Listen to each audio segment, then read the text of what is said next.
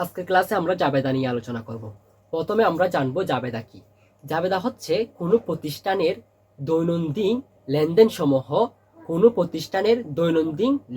সমূহ তারিখের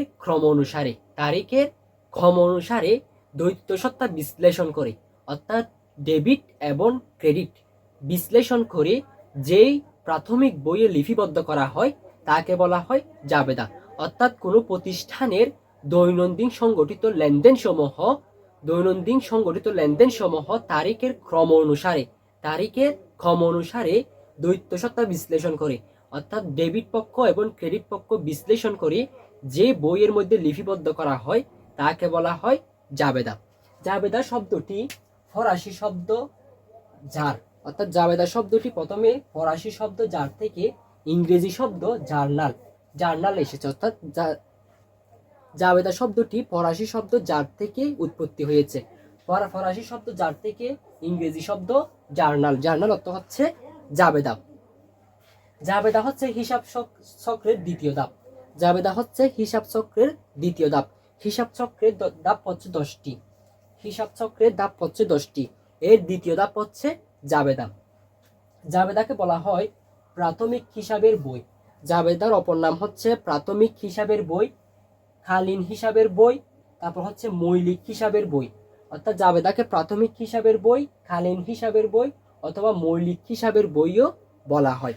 জাবেদার অবশ্যই জাবেদার ডেবিট পক্ষ এবং ক্রেডিট পক্ষ সমান হবে, অর্থাৎ ডেবিট পক্ষের টাকা এবং ক্রেডিট পক্ষের টাকা অবশ্যই সমান হবে। তারপর হচ্ছে জাবেদা প্রধানত দুই প্রকার। একটা হচ্ছে বিশেষ জাবেদা আর একটা হচ্ছে প্রকৃত জাবেদা। জাবেদা প্রধানত দুই প্রকার, একটা হচ্ছে বিশেষ জাবেদা আর একটা হচ্ছে প্রকৃত জাবেদা। বিশেষ জাবেদা ছয়টি। এক হচ্ছে ক্রয় জাবেদা হচ্ছে যে জাবেদার মধ্যে ধারে বা বাকিতে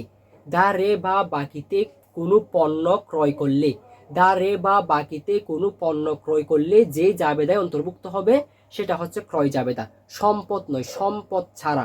যদি ধারে বা বাকিতে সম্পদ ক্রয় হলে সেটা ক্রয় জাবেদায় আসবে না। শুধুমাত্র পণ্য ধারে বা বাকিতে ক্রয় করা হলে সেটাই ক্রয় জাবেদায় আসবে। তারপর হচ্ছে বিক্রয় জাবেদা। ধারে বা বাকিতে পণ্য বিক্রয়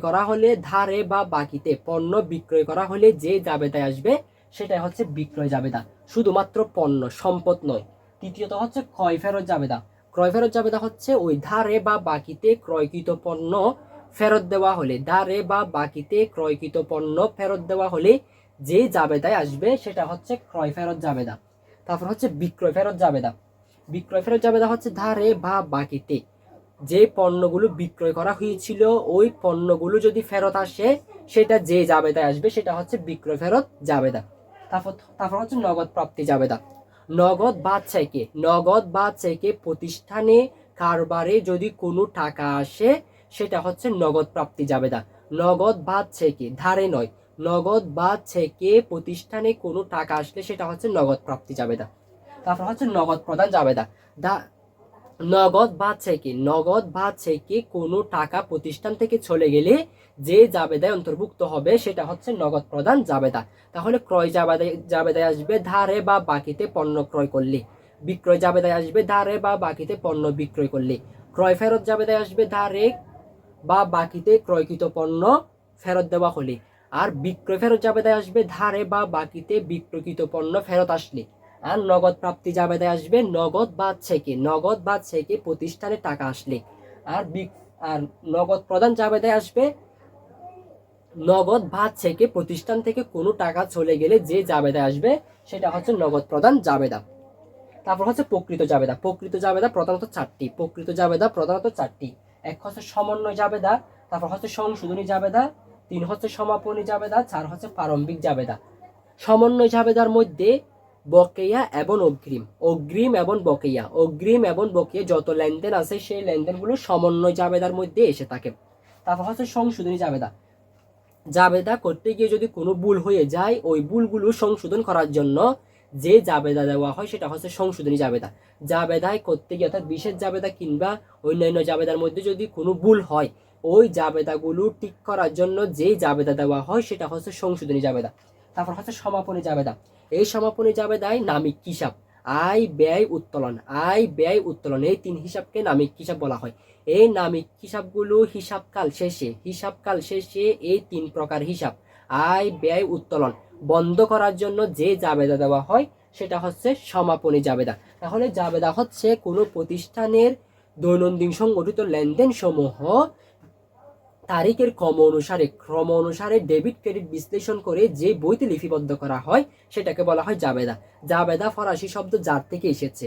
একে প্রাথমিক হিসাবের বই, কালীন হিসাবের বই, তারপর হচ্ছে মৌলিক হিসাবের বইও বলা হয়। জাবেদা প্রধানত 2 প্রকার, একটা হচ্ছে প্রকৃত বিশেষ জাবেদা, একটা হচ্ছে প্রকৃত জাবেদা। বিশেষ জাবেদা 6টি: ক্রয় জাবেদা, বিক্রয় জাবেদা, ক্রয় ফেরত, বিক্রয় ফেরত, নগদ প্রাপ্তি, নগদ প্রদান জাবেদা। জাবেদার গড় হচ্ছে 5টি। জাবেদার গড় হচ্ছে 5টি। জাবেদার গড় কয়টি? 5টি। এর প্রথম হচ্ছে তারিখ। জাবেদার গড় 5টি। এর প্রথম হচ্ছে তারিখ, তারপর হচ্ছে বিবরণ, তারপর হচ্ছে খতিয়ান পৃষ্ঠা, তারপর হচ্ছে ডেবিট টাকা, তারপর হচ্ছে ক্রেডিট টাকা। জাবেদার গড় 5টি। এর পরবর্তী ক্লাসে আমরা এই বিশেষ জাবেদা নিয়ে বিস্তারিতভাবে আলোচনা করব।